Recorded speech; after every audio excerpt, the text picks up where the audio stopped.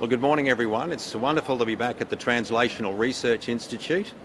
This morning I'm joined by Professor Scott Bell, who's the CEO of TRI, and also Luke Reid, who's the CEO of a great Queensland company, Microbiome. I also want to acknowledge the presence here today of Professor Debbie Terry, the Vice-Chancellor of the University of Queensland, one of the important partners in the Translational Research Institute here on the south side of Brisbane. For 9 years, this extraordinary institute has been taking great Queensland research ideas, taking them from the medical scientific bench to the bedside and into business.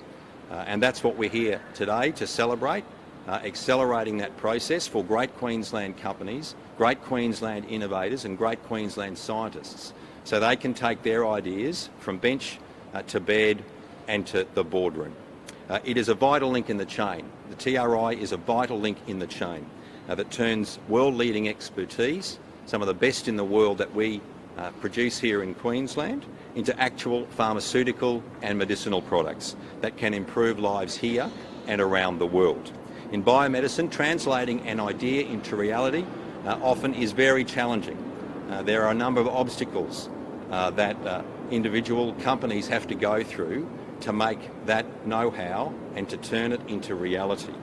TRI helps them get over those obstacles. And one of the things we'll be doing today is supporting those companies, accelerating, taking their ideas into reality. That's why I'm very pleased to announce that in our budget next week, our government will commit an additional $35.5 million to the translational manufacturing facility here at TRI. TM at TRI. Our government will be investing $35.5 million in Maroon know-how, turning Maroon know-how into Maroon business products. When biomedical developments happen and they get to the stage of clinical trials, they need a huge boost in the quantity of what they can produce. And that's what translational manufacturing is all about. COVID-19 taught us many lessons. One of the most important lessons was improving, standing up and developing sovereign manufacturing capability and capacity, making more things in Queensland by Queenslanders for Queenslanders. And in the scientific, biomedical space, that's exactly what we'll be doing with this investment. At times when we cannot rely on the international supply chain, we must rely on ourselves.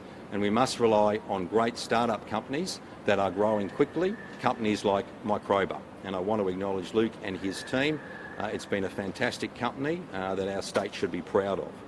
As Minister for Trade, I'm very pleased Microbiome has been a multiple finalist in the Queensland Export Awards over a number of years. They've been part of TRI for 4 years, and their Queensland-based expertise is taking advances in gut health to the world.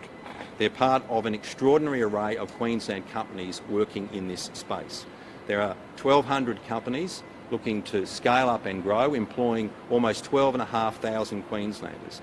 And by investing in this manufacturing facility, a translational manufacturing facility, we can help them take their idea to business and to market as quickly as possible. We are in a race. We are in a race to make sure we take Queensland know-how, that Maroon know-how, and turn it into Maroon business products. So too often we see historically those ideas, that research, often it's been offshored. It's been taken to other parts of the world to commercialise, and we want to change that. We want to change that course and make sure those ideas carry the biggest and best Maroon stamp of all, which says Made in Queensland. So our biomedical sector contributes $2.1 billion to the Queensland economy each year and delivers export value worth $450 million. We want that to grow, and that's what this investment is all about. More jobs in more industries and, of course, enabling the highest advanced medical research, enabling that research to be translated into more products right here at home. So I might ask Professor Bell to say a few words, and then Luke Reid, and then happy to take some questions on that investment and then questions on anything else you might have. Thank you very much, Treasurer, for coming to TRI today. And also I'd like to acknowledge Debbie Terry, Vice-Chancellor of the University of Queensland, and several of our TRI board members. I'd like also to take the opportunity to acknowledge the traditional custodians of the land we are on today, the Turrbal and Jagera people, and to recognise their continuing connection with land, waters and community. I'd like to pay my deep respects to them and their culture and to elders past and present. This announcement from the Palaszczuk government is fantastic news. This facility will be unique in Australia and support the development of a range of new medicines and vaccines in Queensland. We know that Australia punches above its weight in medical and scientific research, but we do lag behind in turning our promising scientific discoveries into new drugs and treatments for the health of our community. At the moment, we don't have the infrastructure in Australia to flexibly manufacture a range of promising new therapies and vaccines in sufficient quantities for late-stage clinical trials. This means, in some cases, our scientific discoveries are licensed to multinational pharmaceutical companies based overseas. Thus, our local startup companies may be forced to move offshore because they simply can't manufacture sufficient of their products here in Australia. This means we lose our locally grown startup companies, we lose highly skilled jobs, and we lose our intellectual property, which often means later we have to buy back that in the form of drugs and vaccines. Translational manufacturing at TRI will change that. This facility will provide the premises and the infrastructure for small and medium-sized medtech companies to manufacture their products to a larger scale to support later stage phase 2 and phase 3 clinical trials. It also means that our companies will develop their products here in Australia to help secure Australia's access to vaccines and treatments in the future. I'd like to sincerely thank the Queensland Government for supporting our vision to turn our local research discoveries into new treatments for our community. Thank you. And I might hand over now to the CEO of Microba, Luke Reid. Thank you. Thank you, Scott, and thank you, Treasurer. I'd also like to acknowledge the traditional custodians of the land today, that we're on today, and pay my respects to them, their elders, past, present and emerging. Absolutely delighted to see the state government's support for this critical piece of infrastructure, which will drive the growth of Queensland's knowledge economy. For those who aren't familiar with us, Microba Life Sciences grew out of world-leading technology developed right here in Brisbane, out of the University of Queensland. And we're now a global biotech company based here at the Translational Research Institute that provides testing services internationally and is developing breakthrough novel therapies for multiple chronic diseases. Over the past 3 years, Microba has grown from just a handful of staff into a staff of over 60 highly skilled individuals. In that time, we've expanded from 1 laboratory to over 5 laboratories right here at TRI. With our rapid expansion, we're reaching capacity with the infrastructure that's currently available to us here in Brisbane.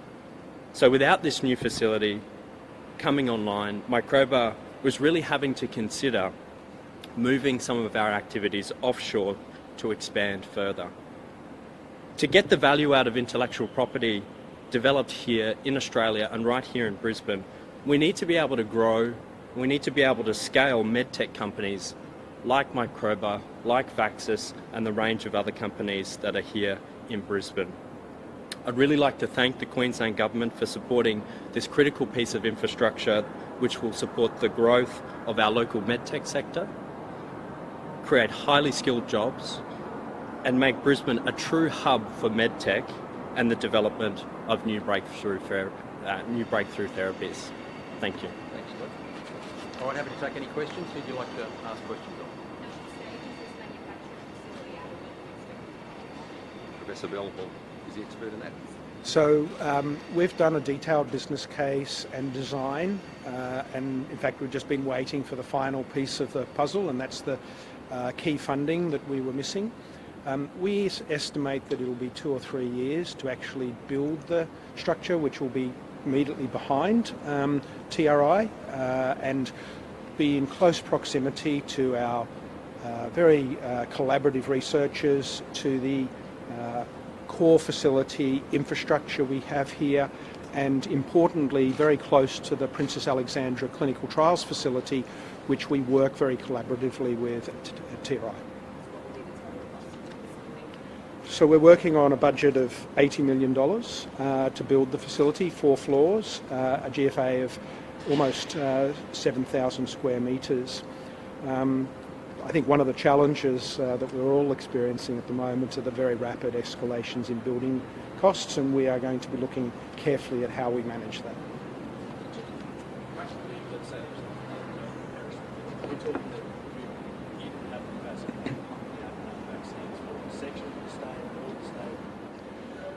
The facility's concept is to actually take the discoveries from our scientists based here in Queensland and moving them into clinical trials. So this facility will help make the early stage products. So if hypothetically we're at the start of another pandemic and we had a new vaccine developed at one of our universities, we would be able to help manufacture the early phase and allow that then to be studied in the clinical trial setting. Yeah, that's exactly right. Is it an existing building or are you talking about buildings? No, it's a new building. Okay, all good? Yes. So on that point, it's really, Joel, it's about startup to scale up. That's the biggest challenge, obviously, for any business, any startup business, but particularly for scientific breakthroughs. So you might have an idea, how do you make that commercial? You've got to go through the clinical trials to ensure the product is safe. So startup to scale up, which is often the most difficult obstacle to commercialise an idea. And so by investing in this, a brand new facility dedicated to that, we can help these companies take it to the next level, multiple levels hopefully. Okay, happy to take any other questions. During the state election campaign, you promised no new or increased taxes. There were no caveats on that. In recent weeks, your language has started to change. You're saying no new increased taxes on working families in Queensland. Why did you do those goalposts? Well, you were there when I announced it, Lydia, so you know very well. I made a promise to the people of Queensland. That's the promise that we made and the promise we've honoured. We didn't make a promise to big multinational corporations. We didn't make a promise to corporations here in Queensland or in Australia or around the world. We certainly didn't make promises to big offshore betting companies based in tax havens like the Isle of Man and other parts of the world. We made a promise to the people and we've delivered on that and we've honoured that. You think the Labor's next papers also quotes during the cost to have that caveat on the end as well? You say no new taxes, no increased taxes. No, there's no caveat. We made it very clear to the people. We would not put new or increased taxes on them, and we've delivered on that. And we've certainly honoured our promise to coal companies. We promised them ultimately a 10-year freeze on royalties. There are very few industries that have had that sort of certainty, a decade-long freeze on royalties or any revenue measures that impacted on them. They've made billions and billions of dollars through record high coal prices. Now, these prices have never been seen before. Queensland produces 50% of the world's metallurgical coal. That's because we have the best steel-making coal in the world in Queensland. But they've been getting up to $900 Australian a tonne for their product. They've made billions of dollars. We've provided them with that opportunity, that certainty, all the way to 30th of June. We've been very clear with them, and that's why we've delivered on what we said we would deliver. I might get Rachel first and then we'll come back to you.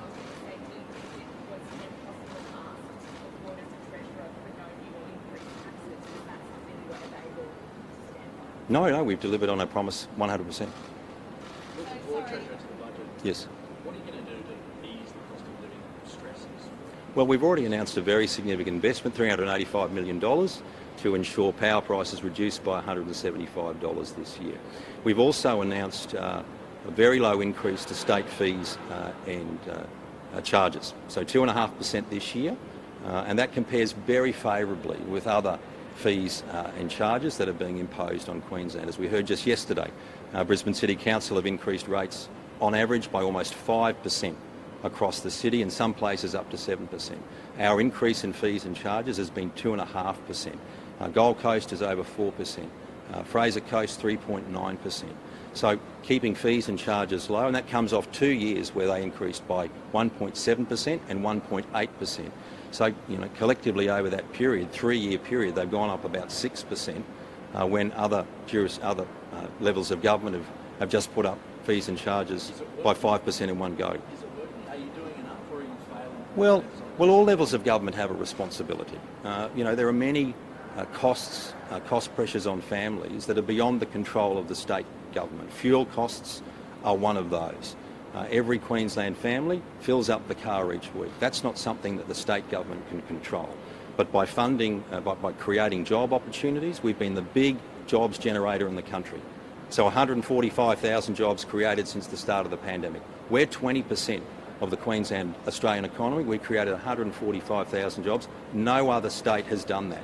In fact, New South Wales and Victoria combined have just caught up to us. They've just passed us with about 147,000 jobs. So creating jobs, delivering services that Queenslanders need. So great education, great public health care, investing in those measures, which we'll continue to do, and there'll be record announcements around those investments. Backing infrastructure, so guaranteeing a $50 billion infrastructure investment over 4 years. That will continue, and I'll have more to say on infrastructure. Those sorts of things create the opportunity for families, for individuals to work, to make sure they've got good jobs, which helps them pay for those cost of living increases. Yes. I'll come back, Lydia, sorry.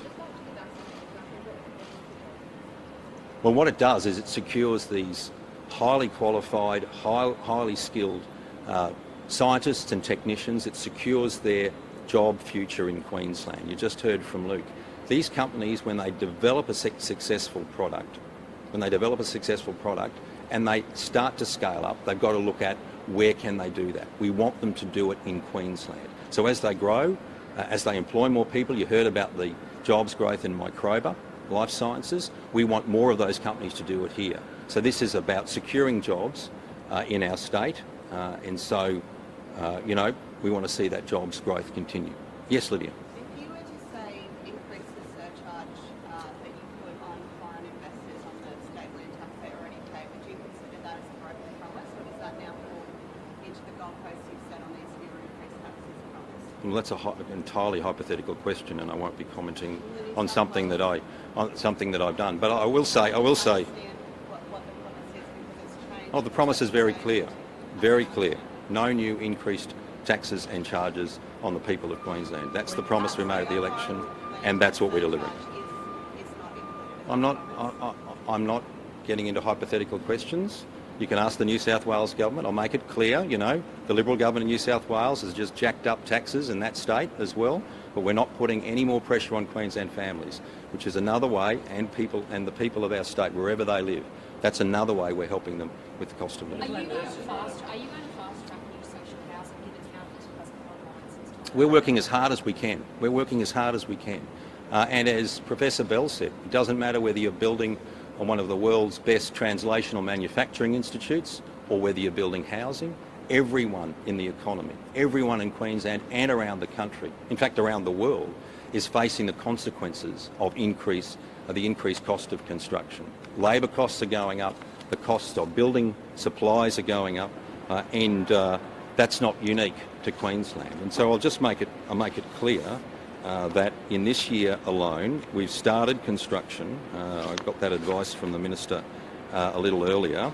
We've started construction this year on 1,000 homes. So the advice I've got is there are 152 projects approved and contracted already in Queensland to deliver 1,006 new units of accommodation, and they're in various states of construction. So that's what's happening now. We are working as hard as we can. I know the Minister is working as hard as she can, Minister Leanne Enoch, to get those housing units, those houses out of the ground as quickly as possible. But we're not immune. We're not immune to the pressures that are on us through increased construction costs, whether it be labour costs or the cost of material. So we're working as hard as we can. Money is not the answer is not the problem for us. It's getting the product out and built, and we're working as hard as we can to do that.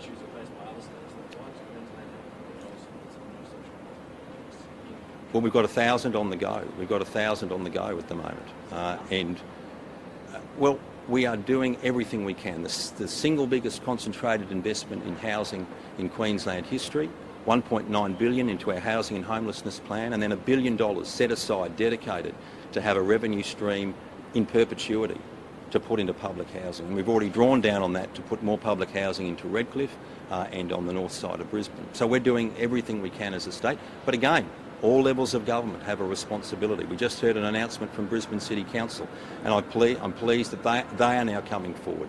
They've been a little bit slow off the mark, but they're now acting in their budget. And the federal government, the new federal government, has proposals to assist people getting into housing. So we're certainly doing our bit as a government, and we'll be working with other levels of government to ensure housing is delivered. Don't you think 0.6% increase since 2020 in new social housing units will solve this slow off the market? No, I don't. Yes, Rachel, we'll come back. Rachel?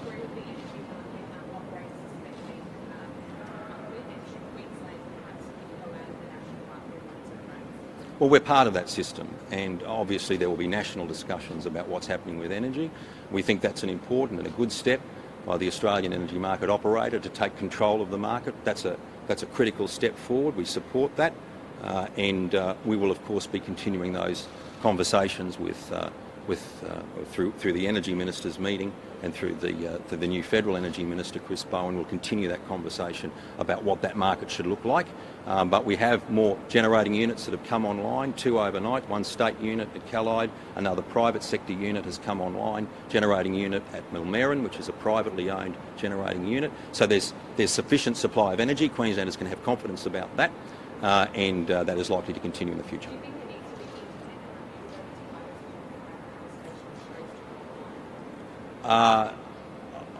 I couldn't answer that specifically, but obviously there'll be a lot of consideration about what the frame of the energy market should look like in the future, and those conversations will continue. There was a meeting of energy ministers last week, which was very productive, very cooperative, and I'm sure that will continue. But I do think it's a national enterprise, and we've all got to be involved in that together. The West is quite separate, they're a long way away, they have their own energy market, but every other part of Australia is connected. So working together on that, and then for us, powering up renewables, getting more renewable energy online, improving storage, which is what we've announced over the last week, more pumped hydro storage, accelerating the development of big batteries for community use. That will continue in the future too.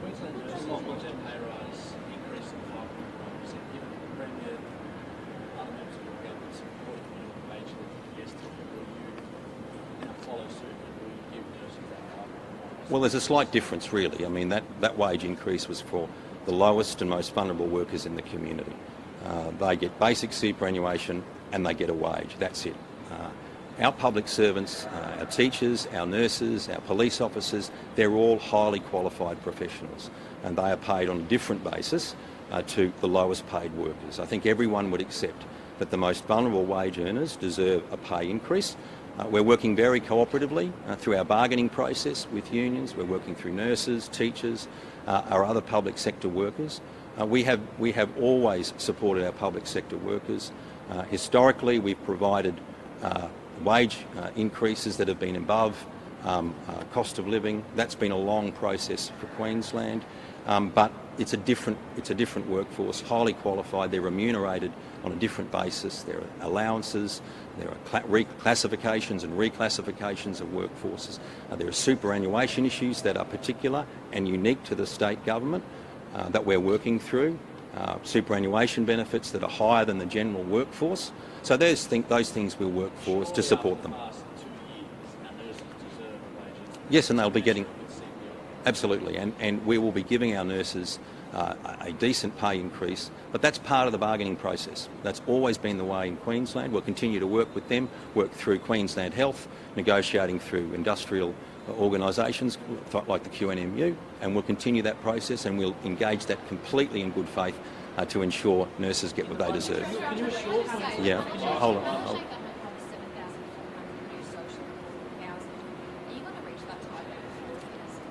We're doing everything we can to deliver on that. Do you think we'll reach that target? We're doing everything we can to deliver on that, and the Minister is working as hard. But but we're in the first year of a 4-year investment at least from that $1.9 billion.